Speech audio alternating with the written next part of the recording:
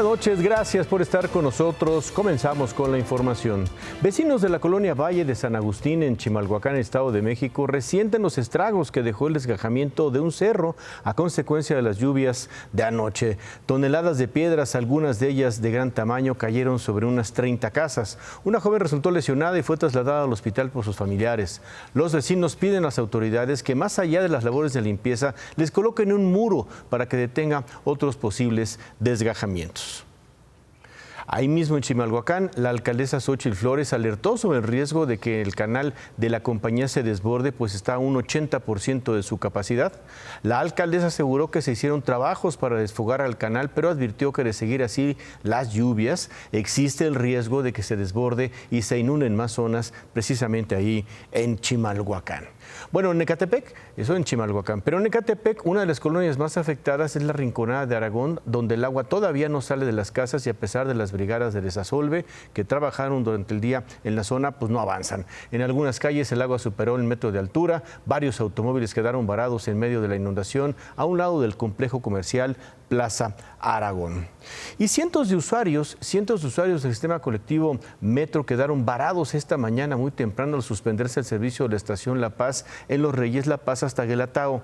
Todo esto en los límites del Estado de México y la Ciudad de México. El Metro informó que el servicio se reanudó alrededor de las 2 de la tarde luego de que se retiraron, ¿sabe cuánto? 3.800.000 litros de agua acumulados desde la madrugada y una gran cantidad de basura en las vías. Bueno, y el que también se inundó fue el circuito exterior mexiquense en ambos sentidos a la altura de Cuautitlán Izcalli, en donde de acuerdo con automovilistas el agua en la vía que se encuentra a desnivel pues empezó a subir pues más o menos ellos dicen que de un momento a otro. Los usuarios del circuito aseguran que cada año ocurre esta misma inundación y que a pesar de que se paga un alto peaje siguen las inundaciones. Y bueno, hasta esta noche el circuito exterior mexiquense informa que la inundación en la zona continúa. Bueno, veíamos ayer cómo parte de las presas que abastecen el sistema Cutzamala aún no están llenas por completo. Una de ellas es la presa El Bosque en Zitácuaro, Michoacán. Así luce esta mañana, aún con las primeras lluvias de la temporada que dejó Alberto. La presa El Bosque, ubicada al oeste del estado de Michoacán, ocupa el segundo lugar entre los 3 grandes tinacos de almacenamiento que abastecen de agua al sistema Cutzamala. En sus mejores tiempos, el embalse que pertenece a la cuenca del río San Juan Zitácuaro tenía una profundidad de 120 metros. Hoy alcanza apenas 70 metros. Pues sí, el agua está un poco más acá arriba, no tendrá mucho, 2 meses y ya está muy abajo. Actualmente la presa El Bosque cuenta con tan solo 29.10% de llenado tras enfrentar la peor sequía de la historia en la región. Desde el aire se observa cómo se ha encogido dramáticamente el espejo de agua, luego de que en abril el grueso de la extracción se trasladó a El Bosque ante el declive en las presas Villa Victoria y Valle de Bravo. En la presa El Bosque, el mayor impacto es para la pesca y la agricultura. La única esperanza, que lleguen las lluvias.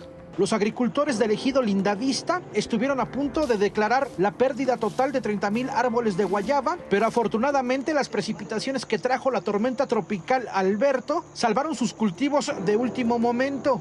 Había huertas que ya tenían 2 meses sin regar, ya el agua no nos alcanza. Aún así, con el agua que cayó en los últimos días, las huertas que antes daban 20 toneladas de guayaba, ahora con trabajos producirán 10 toneladas. La mitad, si no las da, y todavía falta que no la llene, porque ahorita con la sequía, los árboles ahorita cuando les llega el agua se sacuden y nos queda muy poca fruta. A la orilla del embalse encontramos a un pescador con 49 años de experiencia que nunca había enfrentado una situación tan crítica. Y ahorita todos sacamos 3 kilos, 4 kilos. Ahorita sacamos la carpa, le andamos tirando mucho a la carpa también. Antes sacábamos 60 kilos. Con lo poco que gana por la venta del pescado, 15 pesos el kilogramo, Víctor Hugo, vecino del ejido La Encarnación, mantiene a su familia en espera de que se establezcan las lluvias. Un gran foco rojo es el huachicoleo del agua, que también impacta a la presa El Bosque, por la instalación ilegal de más de 2,000 tubos que succionan el recurso para el riego de huertas de guayaba, chayote y aguacate. Las tomas clandestinas se ubican dentro de los canales de la cuenca del río San Juan Zitácuaro, desde Juncapeo, Armadillos y Timbineo hasta llegar al embalse, lo que agrava la emergencia por la sequía. Desde entrando Juncapeo hasta aquí, Hasta aquí, en la entrada de la presa, yo le calculo más de 2,000 tomas. Y de varios calibres, no nada más de media pulgada y ya. Los popotes chupan el agua en el camino o a la orilla de la presa El Bosque. Es el huachicoleo, pero ya hasta cierto punto ya con ojos con agua, ¿no? Porque pues ni modo que con agua no sepa.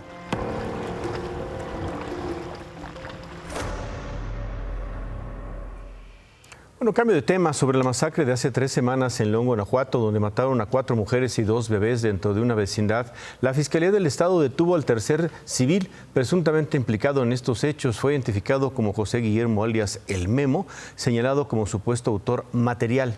Ya habían 2 detenidos anteriormente y todavía hay un civil prófugo por estos hechos, además de 5 agentes de la Guardia Nacional que están vinculados a proceso por esta masacre y detenidos en una prisión de la región militar de Zapopan. Van 8 detenidos. Hoy fueron localizados los cuerpos de 2 hombres en Playa Revolcadero, en la zona Diamante de Acapulco. El hallazgo lo hicieron personas que caminaban por la playa y pidieron auxilio de los policías. Los cadáveres estaban amarrados de pies y manos en estado ya avanzado de descomposición. Las autoridades dijeron que el oleaje sacó los cuerpos y que ya tenían varios días en el mar.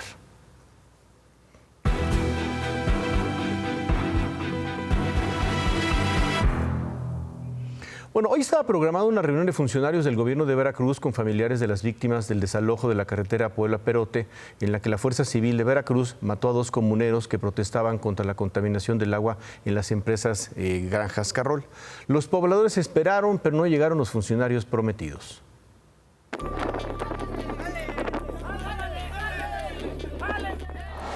Una semana después de que policías de la Fuerza Civil de Veracruz mataran a los hermanos Alberto y Jorge Cortina Vázquez en el desalojo de manifestantes en la comunidad de Totalco, sus familias siguen con las manos vacías de justicia y de una reparación integral del daño. Se dicen menospreciados por el gobierno de Veracruz. Nosotros no hemos vivido al 100% el duelo que tenemos que vivir. ¿Por qué? Por todo esto que se ha generado. Créanos que si ellos hubieran fallecido por cualquier cosita, vaya, hasta porque un carro no diríamos nada. Pero fue algo que hicieron sus autoridades. Hoy, como hace 3 días, las familias de las víctimas se quedaron esperando al secretario y al subsecretario de Gobierno del Estado de Veracruz, con quienes tenían un acuerdo para verse hoy en una mesa de diálogo en la cabecera municipal de Perote.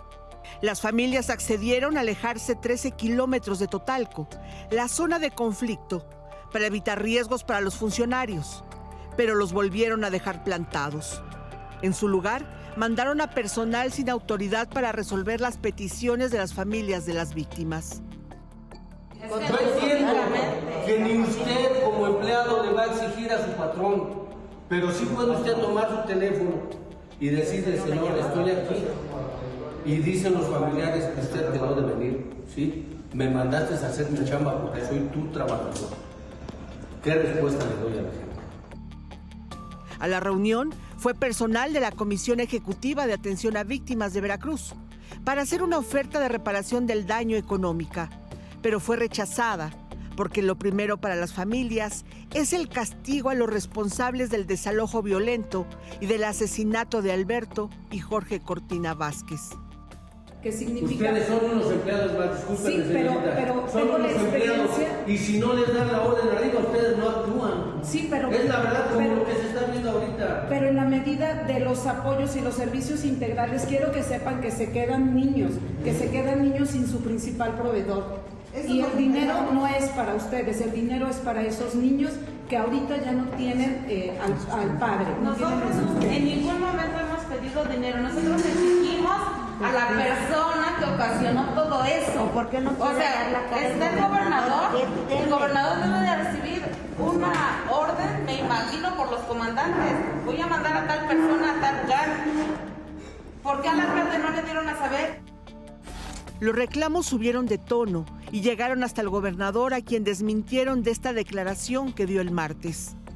De parte de la autoridad del gobierno del estado se han acercado con los familiares de los 2 que estuvieron en el deceso, precisamente estos 2 jóvenes, han hablado con ellos, se han acercado con ellos, ¿qué han platicado? Así es, hemos estado en la atención con ellos, hemos hecho acuerdos y los vamos a apoyar.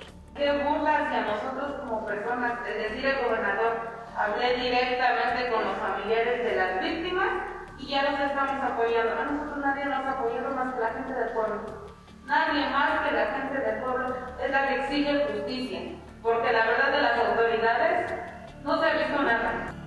Sin la posibilidad de llegar a acuerdos, los familiares de las víctimas y representantes de la comunidad de Totalco abandonaron la reunión, con más dudas e incertidumbre, porque además aseguran que ninguna autoridad les ha dado avances de la investigación desde que la Fiscalía de Veracruz se deslindó de la investigación para pedir a la Fiscalía General de la República que la retome.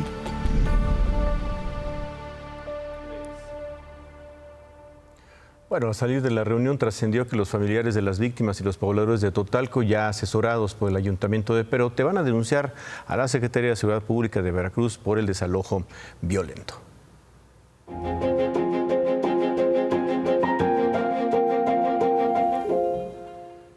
Hoy hubo una audiencia en una corte en San Diego, California, donde Armando Escárcega, quien se le conoce como el patrón, aceptó ser extraditado a México. Él es el presunto organizador de la célula que atentó en contra de la vida de Ciro Gómez Leiva en diciembre del 2022.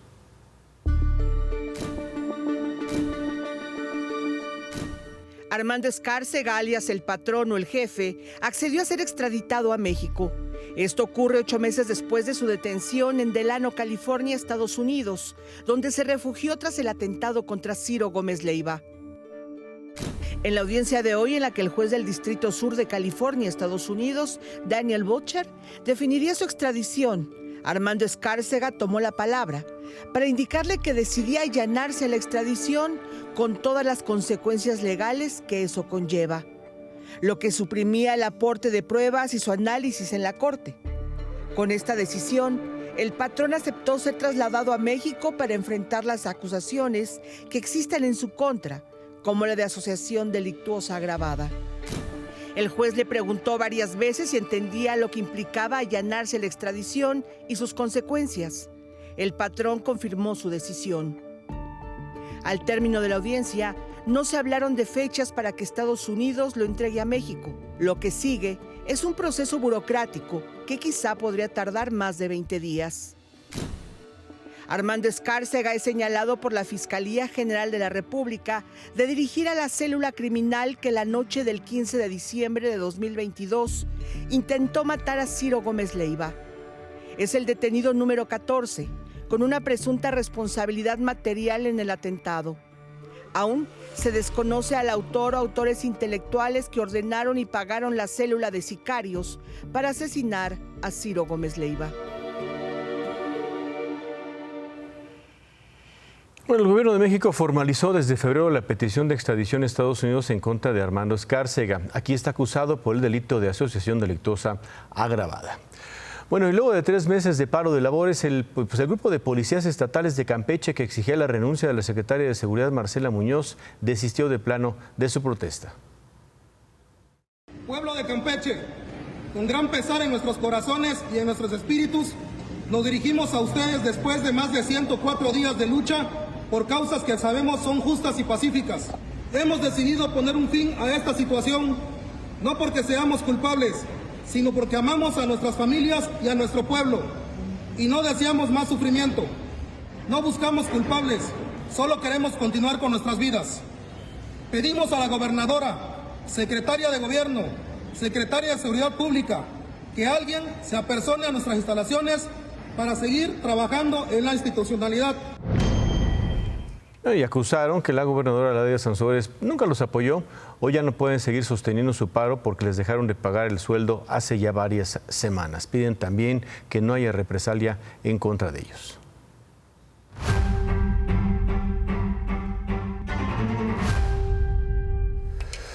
Claudia Claudia Sheinbaum nombró otros 5 futuros secretarios de su gabinete y la mayoría forman parte del actual gobierno federal y local. Luz Helena González será la próxima secretaria de Energía. Ella se desempeñó como secretaria de Finanzas de la Ciudad de México, donde ha tenido larga trayectoria. David Kersenovich, el doctor Kersenovich, va a ocupar la Secretaría de Salud, un médico con amplia trayectoria, muy acreditado en el sector salud y en la academia. Bueno, Jesús Esteva, actualmente secretario de Obras del Gobierno de la Ciudad de México, va a ocupar la Secretaría de Infraestructura, Comunicaciones y Transportes.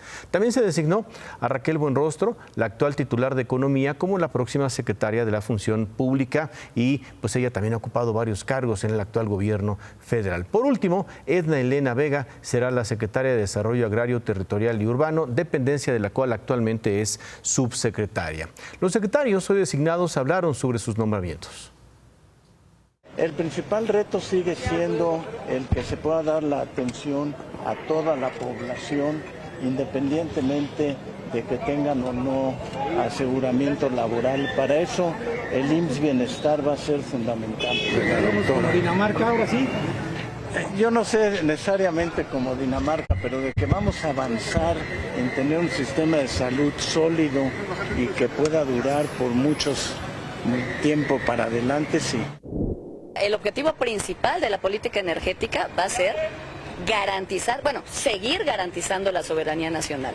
Vamos a avanzar en la transición energética, vamos a garantizar la seguridad energética, pero es necesario que todo el pueblo de México sepa que nosotros estamos por garantizar la soberanía nacional. Y en ese contexto, por supuesto que las empresas del Estado son fundamentales y las vamos a seguir cuidando. Raquel, ¿cuál es su reto en la función pública? El mismo de siempre, combatir la corrupción y también ser más eficientes y obtener mejores metas como gobierno. Ayudarle en lo que se pueda a la presidenta electa para que todas las secretarías alcancen sus metas. ¿Jesús, más megaproyectos como el Tren Maya o el AIFA? En su momento se presentará el Programa Nacional de Infraestructura. Se está trabajando con la presidenta electa y lo haremos del conocimiento de todos. ¿Qué tanta coordinación va a haber con Sedena para obras? Pues vamos a ver las que ellos traen y estaremos platicando. Ya tuvimos la experiencia de coordinarnos con Sedena en los hospitales que hicimos en la ciudad, entonces siempre ha habido una buena coordinación. Bueno, ya estaremos viendo, por supuesto, todas estas propuestas. Claudia Sheinbaum, hubo objetivos. Claudia Sheinbaum también ratificó a que Rogelio Ramírez de la O repita en la Secretaría de Hacienda. Y con los de hoy, pues ya son 12 nombramientos en la última semana. Hoy designó funcionarios de su confianza cuando fue jefa de gobierno y otros funcionarios muy bien calificados del actual gobierno, como el propio Rogelio Ramírez de la O Raquel Buenrostro. Ya la semana pasada hubo ratificaciones de ex colaboradores del gobierno federal como Marcelo Ebrard, como Juan Ramón de la Fuente, Alicia Bárcena. Así se va perfilando el gabinete del próximo gobierno federal. Y hace unos minutos terminó el primer foro sobre la reforma al Poder Judicial en la Cámara de Diputados. Ivonne Melgar, buenas noches, estuviste ahí, te escuchamos, te vemos. Manuel, buenas noches. Hace unos momentos concluyó aquí el primer Foro Nacional para la Reforma al Poder Judicial con 35 participantes, jueces, magistrados, integrantes del Consejo de la Judicatura y los 11 ministros de la Suprema Corte de Justicia de la Nación. El tema más polémico, la elección en las urnas de los juzgadores. La ministra Lenia Batres asumió esta propuesta del Ejecutivo Federal en todos sus términos. Para nuestra población, la justicia en México es cara, elitista, desgastante, humillante, lenta, inaccesible, inentendible, abusiva, misógina, racista, clasista, corrupta, parcial.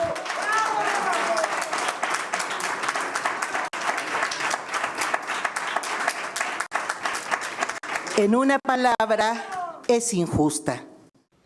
8 de los 11 ministros advirtieron de riesgos de esta propuesta. ¿Por qué? Porque destruiría, dijeron, el legado institucional de varias generaciones. Pero si aún así, dijeron, los legisladores determinan que son las urnas las que habrán de definir quiénes son los ministros, los magistrados y los jueces, esto deberá hacerse de manera gradual. Es importante considerar el impacto económico de un mal diseño, convirtiendo la justicia en una subasta de jueces y magistrados. El mandato de las urnas es claro. No podemos ponernos una venda en los ojos ante una nueva realidad social. Me permito hacer la sugerencia en el sentido de que esa sustitución pudiera hacerse de manera gradual, escalonada, atendiendo a las vacantes que naturalmente se van presentando. La ministra presidenta Norma Piña pidió al Congreso que esta reforma se realice después de un diálogo verdadero, sin prisa y colocando en el centro a las víctimas. La justicia no es solo una cuestión de leyes y tribunales. La justicia es una cuestión de derechos humanos, de equidad, de ética y de dignidad que involucra a todas las autoridades de los distintos niveles de gobierno. El paso veloz ante modificaciones estructurales solo puede dar entrada a problemas mayores.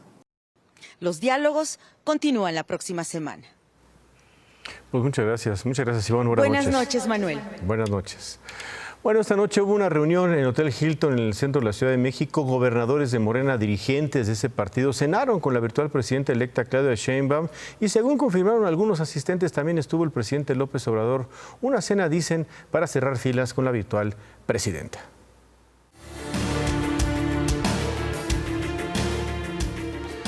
Rosa Isela Rodríguez, la secretaria de Seguridad Federal, pidió a la ONU que intervenga en el combate al tráfico internacional de armas. Durante su participación en la cumbre de jefes de la Policía de las Naciones Unidas, Rosa Isela Rodríguez advirtió que la industria armamentista opera por debajo de la mesa con grupos del crimen organizado. Alertó que los esfuerzos para pacificar a México no serán posibles mientras se sigan vendiendo de manera ilícita armas de fuego a organizaciones criminales. Y con eso nos despedimos. Gracias por habernos acompañado. Muy buenas noches. Descanse.